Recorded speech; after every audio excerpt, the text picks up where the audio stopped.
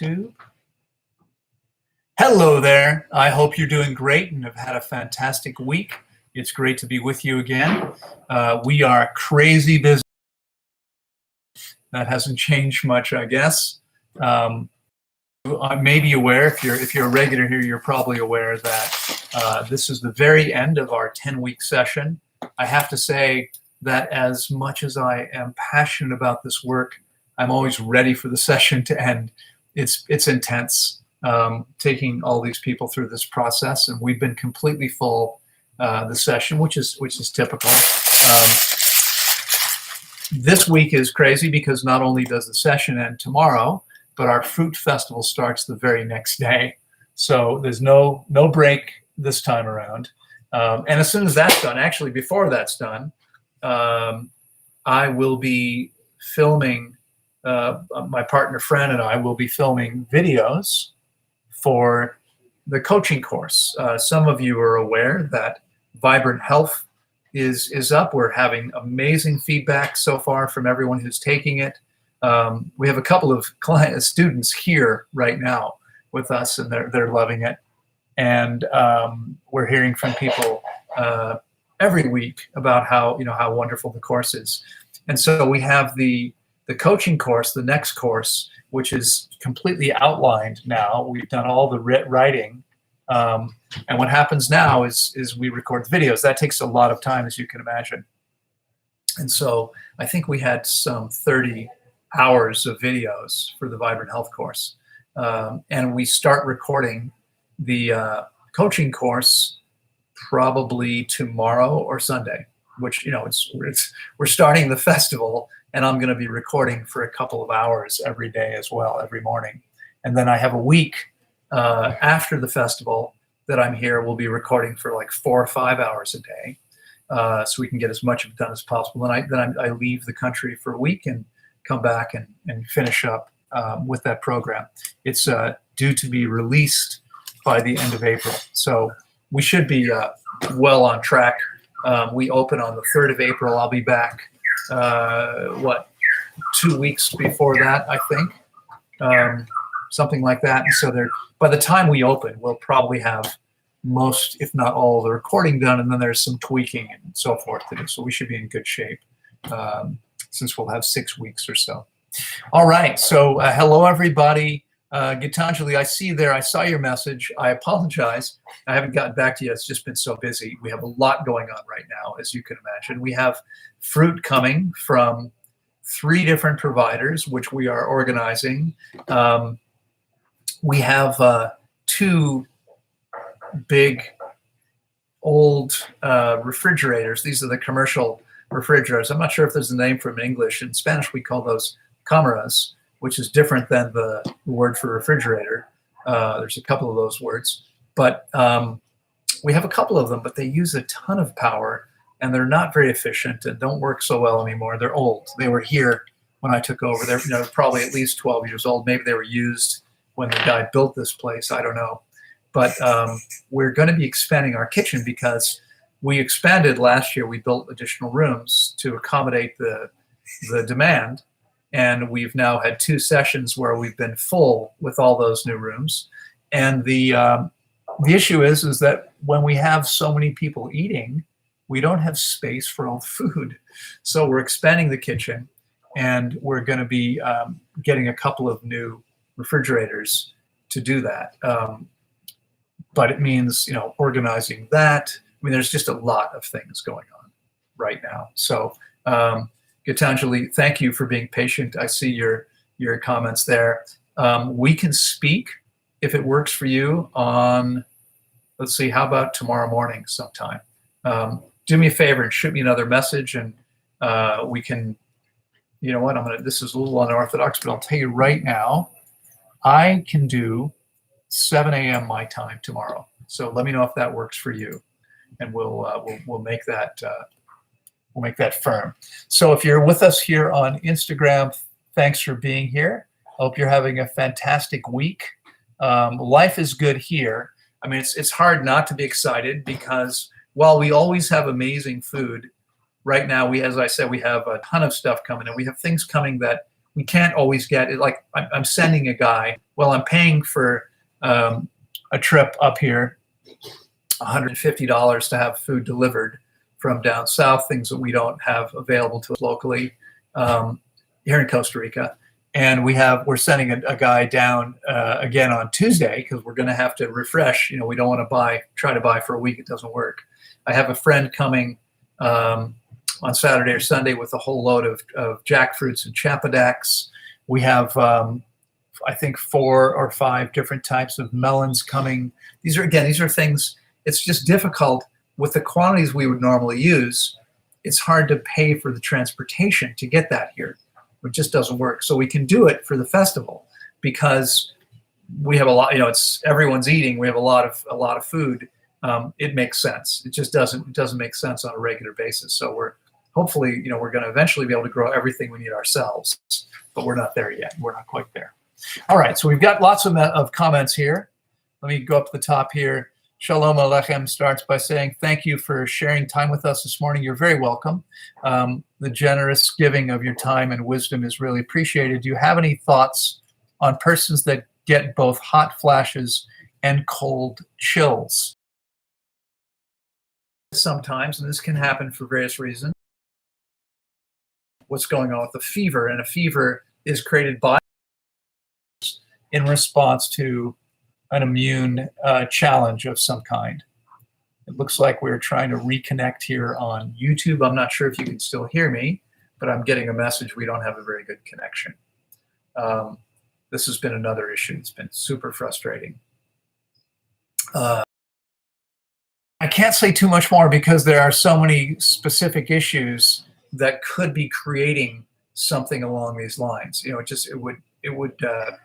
We need more information to have an idea of what's going on for somebody. But, like everything else, I mean, the odds are close to 100% that this is something that the body can handle, that the body can heal.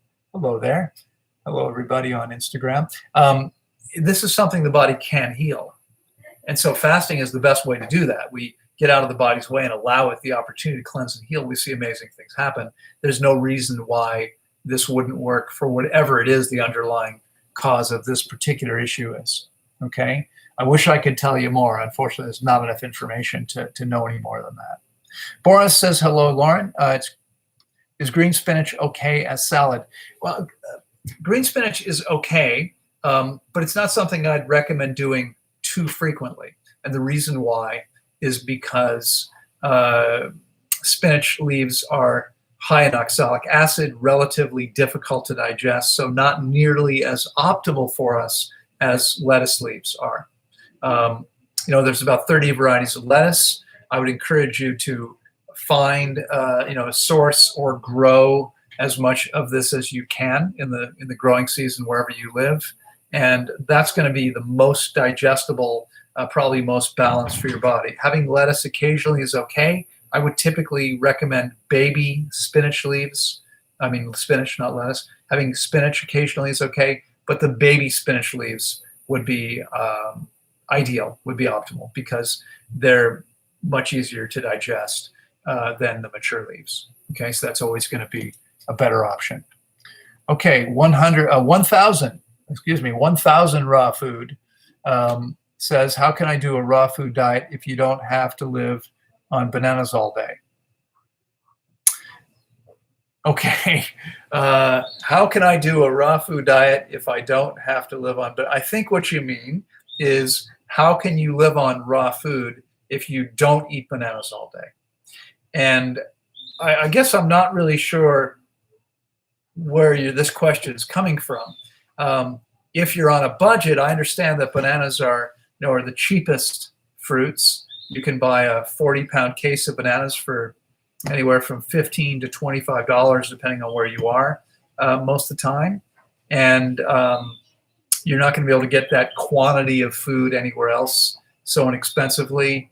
So I don't know if it's a budgetary issue, because if it's a budgetary issue, then first of all, I would remind everybody here that we create everything, that you are capable of manifesting anything and everything you choose to, and that if you can find a way to bring value to the world, to other people, then the world and other people will reward you. You'll get paid. Okay, so my answer to raw food is too expensive, eating fruit is too expensive is no, you just need to find a way to manifest a little bit more money. We live in a completely abundant universe, so you can create anything you choose to. You can create all the income you need to support the lifestyle that you want to live. That's entirely possible. There are other people doing it. Okay, so if that's the issue, then that's something you can resolve, and it may not happen today. It may take a little while to make that happen, but this is something you can begin working on. In the meantime, there are various things you can do. One of the things you can do is you can get a part-time job at an organic market. May not be easy to do, but it's also a possibility. You can start working on that.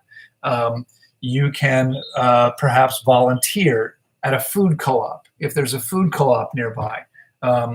Back when I was in my late 20s, early 30s, I volunteered at a food co-op. I was only there maybe 20 hours a month, something like that. It wasn't much of a commitment, a few hours a week. I would often do it all at one time. I would work like 5-hour days 4 times a month. And that got me like a 20 or 25% discount, something like that. I was already a paying member of the co-op and so got the co-op prices, but this gave me discounts beyond that. You can also buy by the case from places like this and save money. So if this is an economic issue, these are some of the ways you can deal with it. Another way is to start your own co-op, right? You can start a buying club where you go and find other people who want high quality organic food, and you contact the wholesalers and you buy wholesale. Okay. When Tanglewood was located in the US, we bought wholesale from 2 wholesalers who would deliver to us, and they're 18-wheelers. That's a possibility. So, if it's not an economic issue, then I'm not sure what the question is, because I eat bananas maybe an average of once a week, maybe less than that. They're not my favorite thing. I live primarily on watermelons and papayas. I have pineapples and mangoes. We have lots of things here that are seasonal, as you do pretty much everywhere. And so, I'll have those things. But my staple foods are watermelon, papayas, pineapples, mangoes, salads, and bananas, which I eat less than any of the other things I've just mentioned, and have done perfectly fine now for 29 and not quite 29 and a half years, 29 and a third years. So it's easy to live on a raw food diet without eating bananas all day. That's no problem at all. Okay, Dixie. Hello, Dixie. Good morning. Avoid hand sanitizer. Yes, I would definitely avoid hand sanitizer whenever possible. Here in Costa Rica, almost every shop has a hand sanitizer thing. Most of them have a hand washing station. I don't mind washing my hands with water, but I avoid the hand. Now, in some places, they'll have a guy stationed there that will spray you and take your temperature before they'll let you in. And if that's what happens, I'm not going to worry too much about it. But where there's a hand washing station, I will pretend, or if they have their own thing where they ask you to sanitize your own hands, I will pretend to, I'll spray or pretend to spray, but I won't actually put anything on my hands with either soap or hand sanitizer. Water's fine. I don't mind using water, but I'm not going to use hand sanitizer or soap if I can avoid it. You don't want to be destroying the bacteria. We don't need to be sanitized. That's not the problem. The whole thing is, it's a bad joke, as most of you probably realize. Yeah, there's a flu. It's a flu, and that's what it is. But anyway, I don't want to get my YouTube shut down, so not going to say too much more. Krasimir, hey, Pura Vida, thank you so much for your contribution on the GoFundMe. I saw that you had stopped by last week, and I didn't get a chance to thank you personally. We sent a message, but I'm glad to be able to thank you. So thanks so much. I appreciate that. It's a good time to remind everybody. I wonder if I have it open here. I don't think I do. Maybe I'll go find that link. So I'm just going to remind everybody, there may be folks that are here for the first time. Those of you that have been around probably already know that we are in the midst of raising money to create a nature preserve here in Costa Rica. We have recently, 2 weeks ago, we purchased the first piece. That didn't work. Let me try that again. That first piece was roughly 409 acres. It includes the highest waterfall in Central America and the second highest waterfall in Central America. It's an amazing, amazing site. I'm excited. We're actually hiking to the top of the second highest waterfall today to show people. We have a bunch of clients that are about to leave here. They complete their processes tomorrow and are leaving. And so they want to see this place. And we take people down there. We'll drive most of the way and then hike in the last little bit so they can see from the top of the waterfall. You can see 1,000 feet down, and it's amazing. And you have this bird's eye view of this whole magnificent valley. It's about 8.5 kilometers from where we're standing to the other end, where there's a little village, and you can see this whole valley laid out in front of you from 1,000 feet up. It's pretty spectacular. So looking forward to going there this afternoon with a group of people. Judy Osborne, hello there. Good to see you. I'm glad you're here. Eric says, hello, hello, Eric. What would you most advise against letting dentists do in the regular basic cleaning job they usually do, and why? I'm probably not the guy to answer that question, Eric, because I've had my teeth cleaned once in 30 years. So I don't really remember what that basic dental cleaning job is like. At the time I did it, almost 20 years ago, probably 19 years ago, something like that. I went in because I had made a deal to do a trade with my ex-girlfriend's husband. He was a holistic dentist, and he wanted me to do some design work for him. I'm not an architect, but it's in my bloodstream. My father is an architect, my sister is an architect, and anyway, I've done all the design work here at Tanglewood. And so she had said to her husband, "You should have Loren do this for you. He's really good." And we agreed we would do this thing, and he came in and said, "Let me come in, let me take a look." I had some amalgams, and he was astounded at the cleanliness of my mouth, which gets flossed never, brushed every once in a while, and hadn't had professional cleaning in 10 years. I don't know what they do. I really don't remember much about that. So I probably can't really answer your question. I'm sorry. But I hope the message is clear. Get your body clean and eat properly, and your teeth become a non-issue. And I know there are some people who say, oh no, they had trouble with teeth with eating fruit. That's because they were making mistakes, including grazing all day. First mistake, don't graze all day. Eat a meal, wait 4 or 5 hours, eat a second meal, be done for the day, right? I mean, even if occasionally it happens, it should not be something you do all the time. I understand if you're socializing, if you're in an event, let's say it's a weekend event, and maybe there's some food throughout. That's okay. That's not going to be a problem. But it's not something you want to do all the time. You should be eating distinct meals with plenty of time between them, because eating fruit takes a microscopically thin layer of enamel off your teeth, and if you keep eating all day, you keep taking the enamel off your teeth. Whereas if you eat once, removes a little bit of enamel, your body then replaces it, but it takes about 3 hours to do that. So you don't want to be eating all the time. Okay, that's one mistake. A second mistake is brushing after eating fruit. For the same reason, you've softened your enamel, you now go brush your teeth, you're going to lose more enamel.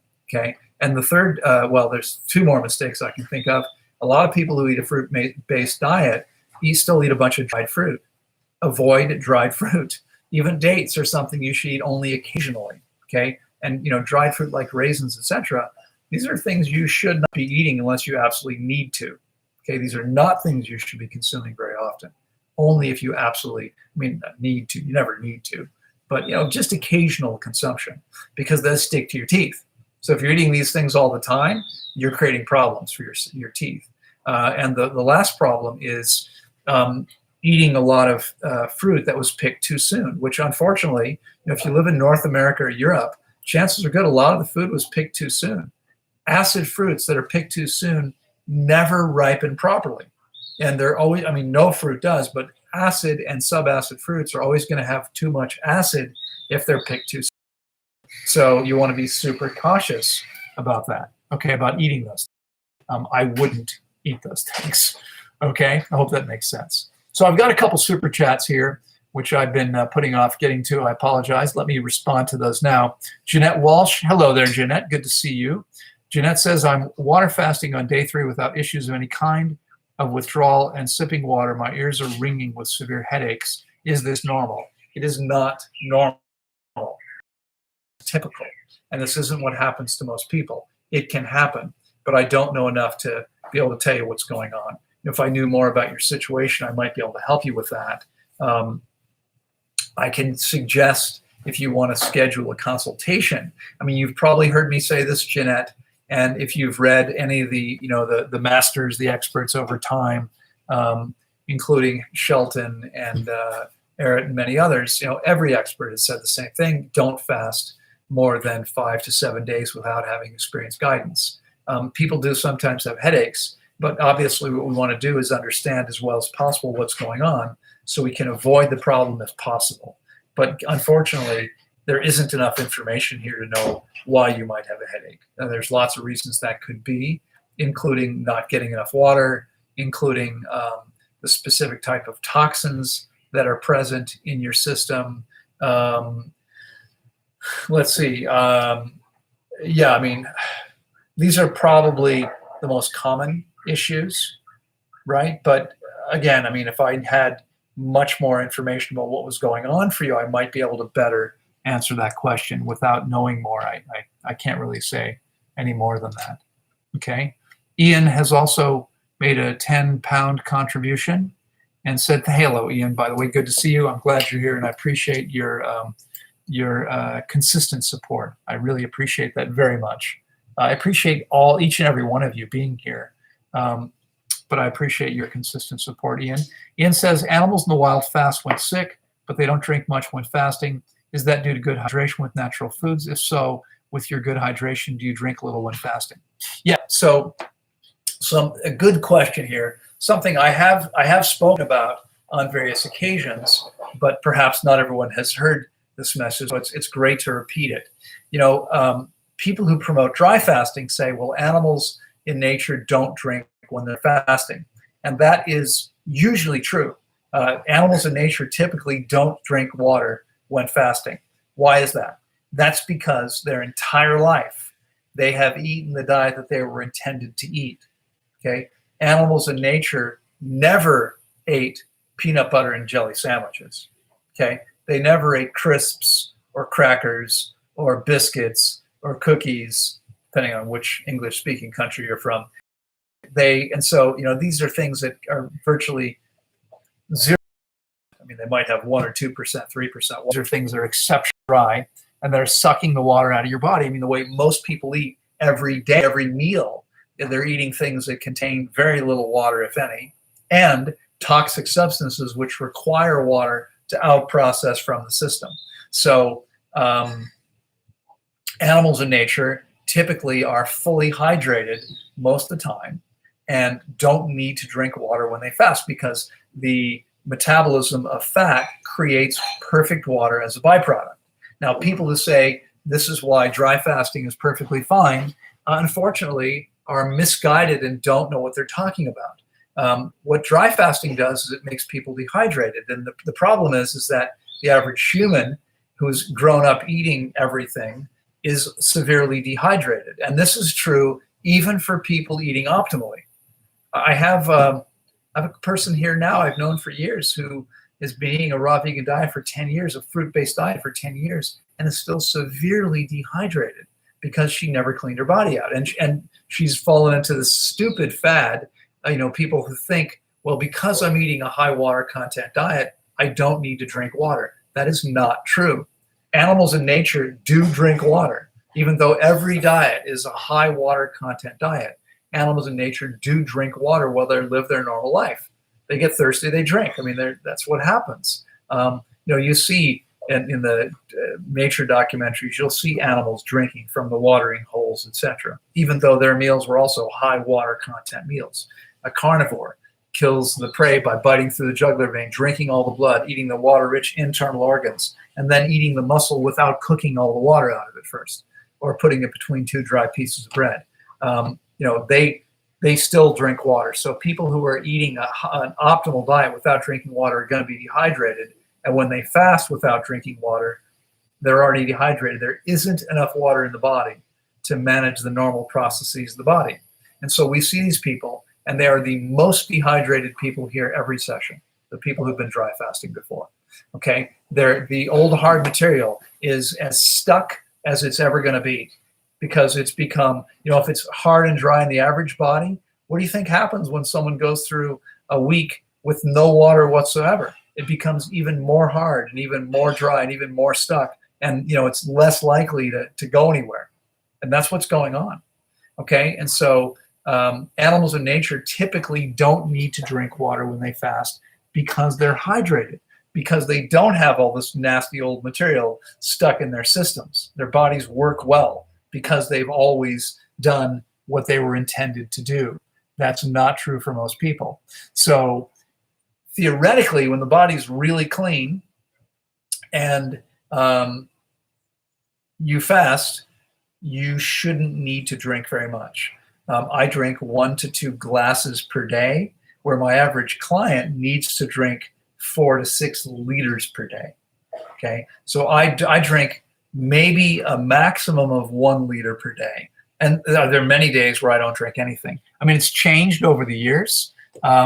It's been 13 years, I think, since I've had a single day off.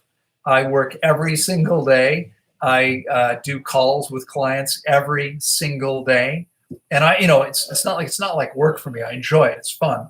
It's what I want to do. I'm helping people, and it feels amazing. And we see incredible results, and etc. But the point is that if I spend hours a day speaking, which I do every day, I need to drink more water.